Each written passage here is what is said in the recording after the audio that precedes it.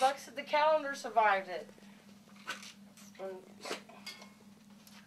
all my plugs were all high up, so they didn't get wet. So that's why I still. Monday we're talking to the Catholic Charities, and Wednesday we're talking to the Red Cross. I don't know. What's your name? Julie. Julie, what's your last name, Julie? Lee. Julie, tell me, you went through Rita last year. Pretty much lost everything in the house here. I mean, the sheetrock's gone. You've had to pretty much redo the sheetrock, everything else in here. Yes. Living in what? Travel trailer now? FEMA trailer, yeah. Would y'all start up on the tent here in the house, or what? Yes, sir. We had the tent. We had trucks and vans. We slept everywhere we could. We were outside on top of vehicles, and we just. The people that were here were helping me. They gutted it out for me, and then they got their FEMA trailers, and they went home. There's a lot of us here. Does it look like town's starting to come back? Yeah. It's scary, you know. Change is good, but people's houses are flattened and gone. There's a few of them that are left standing, and I really want them back. It sounds childish, but I hate to see everything go. I've lived here all my life, and I'm gonna stay. You know, a lot of things are different.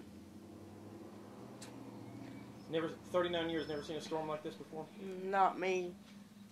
No, when it did come through, I was real young, you know, and it was just fun. We left and had a good time and came home.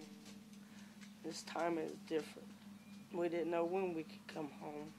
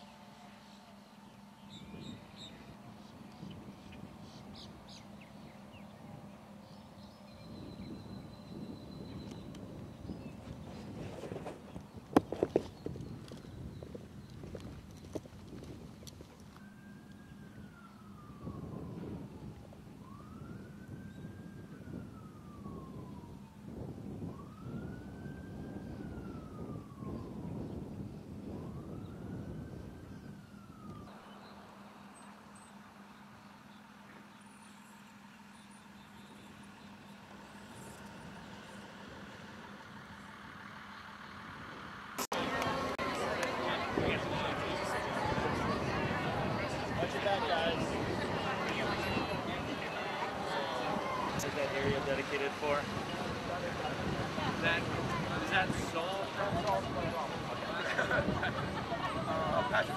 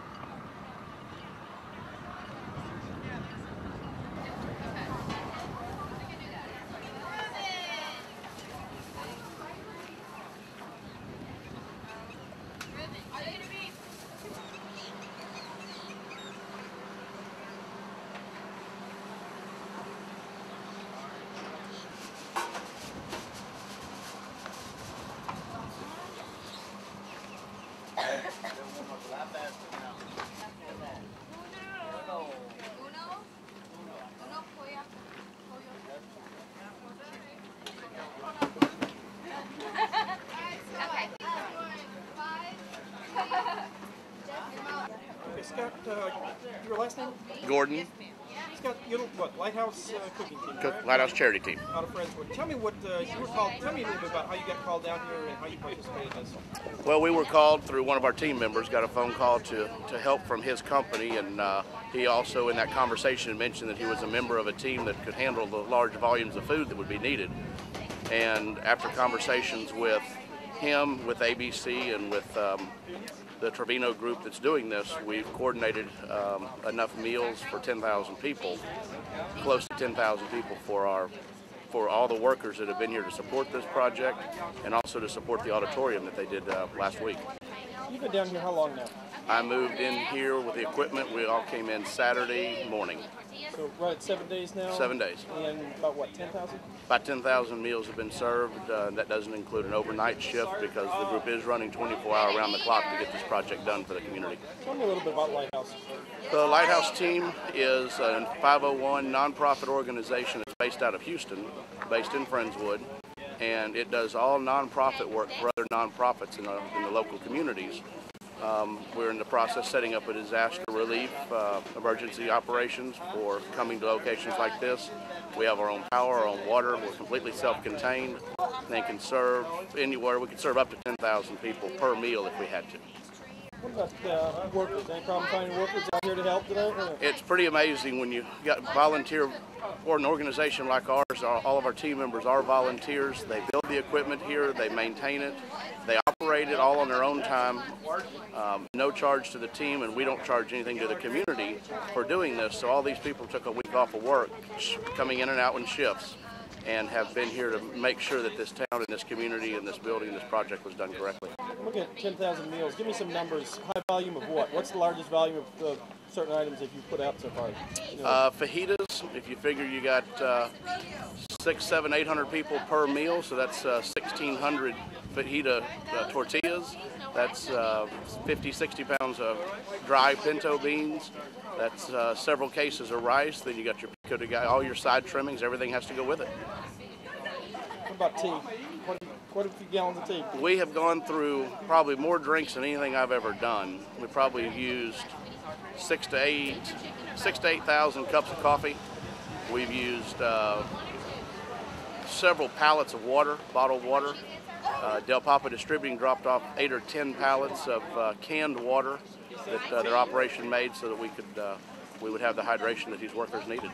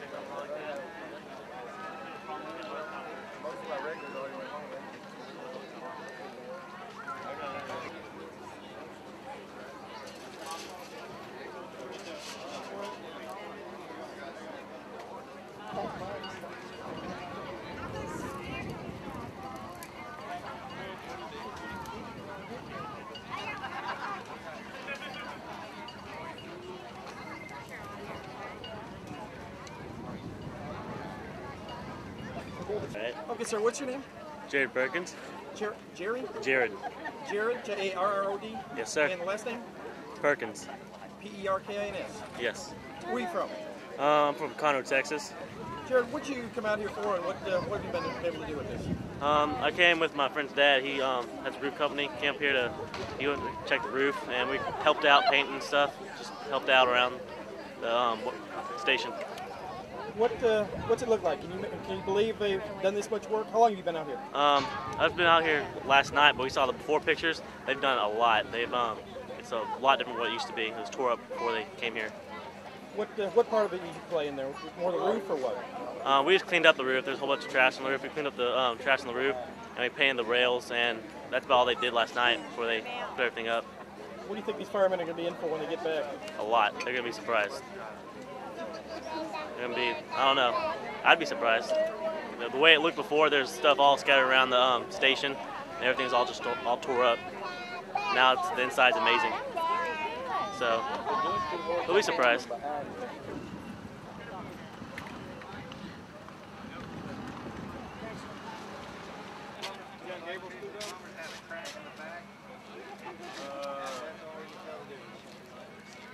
Okay, sir, first of all, your name? I'm Dale Trevino.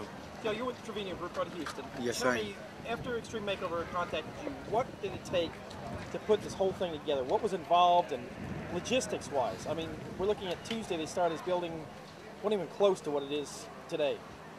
Excuse me, I got a radio playing in here.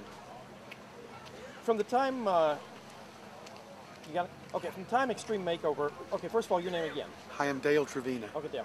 Trevino Group, tell me a little bit about, from the beginning, they Extreme Makeover contacted you, coming in with something like this, logistics, everything else. Tell me what it took, just basically put this thing together, and basically 4 or 5 days knock this out. Well, it took a lot of phone calls, a lot of agreeing. I called companies that I've been working with for years, letting them know that the Extreme Makeover folks called, and they wanted to come and help rebuild a town hit by Rita, Hurricane Rita. Every call I made, everybody jumped right into it. I made this a neighbor helping neighbor, in as much when Katrina needed help, Houston was there. A fellow Texan needed help, our neighbors in Sabine Pass. I made calls for our neighbors in Houston, they jumped right into it. Nobody told me no, it was just unbelievable. It was more of a, what do you need? We'll get right to it. What about as far as number of people? Any ideas, number of volunteers and people you've had helping out here? It's hard to say. I know that from the feeding, the people that have been feeding, it's been anywhere between 350 up to 500 a day. Okay, what about as far as just trying to put this building? I mean, the building was a disaster when we first got here. Well, what was the biggest, the hardest thing you had, or the most complicated thing you had with it? right off the bat, the building has a concrete roof structure. It was about 8 inches thick, and our first task was to start cutting those out for the new air conditioning systems, which, if you could see on top of the roof, there's 4 new air handling units, but the panels needed to be supported below. And I mean, let me put it this way, we initially had an hour and a half scheduled per panel. It took 5 hours to cut the first, and unfortunately a chain of events happened. But again, round the clock, supporters coming in at all hours, 2, 3, 4 in the morning. What about, what do you think firemen are going to think when they get back here and see this now? It's breathtaking. I mean, if you see the before and the after, the back, the porch, the everything, it's just unbelievable what folks could do out of the goodness of their heart.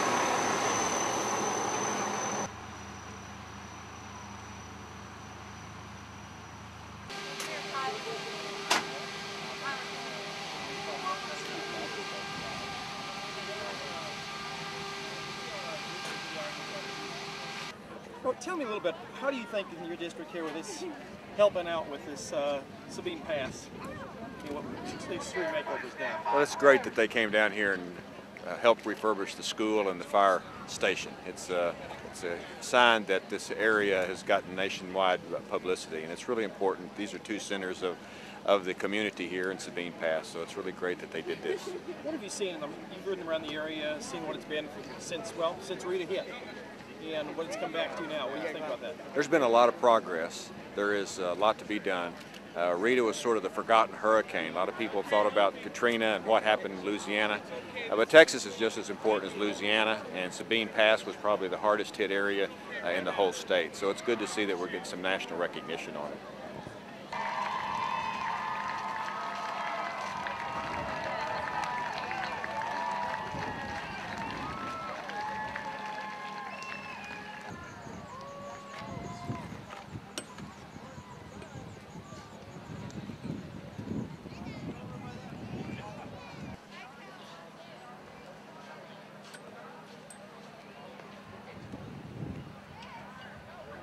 Yeah, we're ready to roll. Okay, Chief, if we can go ahead and just get your name on tape and how to spell it. It's Larry Richard, Larry, Richard. I'm the fire chief in the city of Port Austin. Just tell us how it makes you feel today to see Well, this. I mean, I don't have words to describe how we feel. It's unbelievable what's going on out here. Are you amazed at the transformation? Yes, I mean, being out here and watching it, you could just sit here hour by hour and see the changes in the building. They haven't let me go on the inside yet, so I really don't know what it looks like on the inside, and I'm really excited to see that. What did it look like here? I mean, is this the exact side of the old station? Yeah, this is the side of the old station. There was probably about 3.5 feet of water that was inside the building during the storm, so it was damaged pretty substantially. And where have the firefighters been working out of since then? We have a mobile home trailer type thing at the Coast Guard station, about 1.5 miles down the road. They've been operating out of there. The Coast Guard was nice enough to let us come in on their property and operate out of there. So I'm sorry. That's okay. So you guys will be glad to move in here. Yeah, they're ready to move in. Chief, this is basically the only area, I mean, you've got, what, 15, 16 miles to closest station, so this is basically the only station that has protection on it, right? Yeah, this station is probably about 15 miles from the nearest fire station, so they're on their own quite a while out here before the second due-in truck gets here. How many firefighters work out in this area? We have 3 firefighters that are on duty here 24 hours a day, 7 days a week, 365 days a year. We have 3 different shifts, so there's actually 9 men that are assigned to work at this station on a rotating basis. And does it look pretty good to you? It looks really good, really good. Does it feel good to know that after all of the attention on New Orleans, that somebody like a show like this is really taking the time to make a contribution to Port Arthur? Really, I think Hurricane Rita is the forgotten storm. A lot of people don't even realize we were hit with a hurricane, and this area in particular, Sabine, was devastated. So maybe this will be one of the first steps towards getting them back to normal. How did this whole thing come about? I mean, kind of give me a rundown on what happened and when you got into the picture on it. Actually, I was out of town, and when my secretary said, "You received a call from ENGLE-MONTGOMERY," and I said, "Yeah, sure." That's pretty much how it started. They contacted us, and we started a little dialogue with them, and they wanted an essay, and then they wanted some video, and just kind of rolled from that. And last Tuesday is when they made the announcement that they were coming here. So what did you think when you found out for sure that ENGLE-MONTGOMERY contacted you guys? Well, I've been dealing with them for over a month now, probably just trying to keep it secret and so it wouldn't get out in the media, because that's something that could have ruined it, because they have to have their surprise element. So they never would tell me for sure if it was coming, but they kept saying, "Yeah, it looks good." So that's what we did. We worked with them, and here it is. So was that hard keeping it secret? Well, yeah. I mean, everybody wants to know what's going on, and there were some of the guys knew that we had to film some stuff for, so they knew there was a possibility of them coming. But the big announcement is when you're waiting for the final yes, they are coming. So. What about the crews that are housed here? What'd you all do with them to get them away from here? What we did is we have our Engine 1, which is normally in downtown. We just swapped crews. We have a Engine 1's crew covering Engine 4's district. Those guys just basically sworn to secrecy, or what? Well, once they made the announcement, it became public and it was okay to let everybody know. But this was prior to them making their announcement. I mean, as far as these guys know what this place looks like, the outside Oh audience. yeah, they don't know what, the guys who normally work here have no idea. They haven't been in this area, and we put them at a station where they wouldn't have to come here. So what are they thinking right now? What is their reaction to that? I don't know. I mean, I think they're going to be surprised and overwhelmed because it's going to be like a total transformation for them. Have they seen the outside yet? No, they haven't seen anything. They've worked in town. We haven't allowed them to come out here. Who are the guys in the hospital?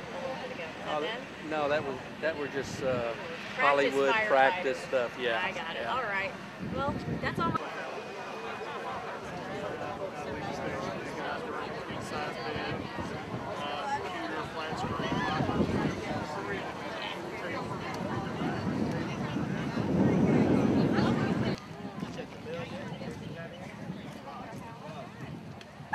It's a crab and it's trying to get me.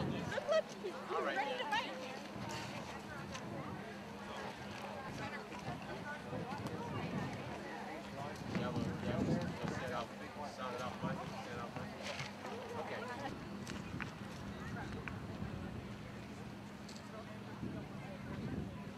Touch of Hollywood comes to Sabine Pass, behind the scenes with Extreme Makeover.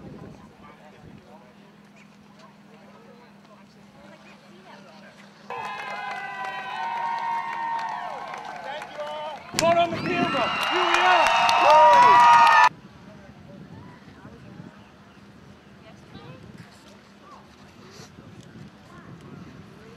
Sabine, you guys are phenomenal. Everybody who volunteered and helped out this week, thank you very, very much. Thank you for welcoming us. Also, cell phones off. We're on vibrate, please. Fantastic. So let's bring them home. Thank you.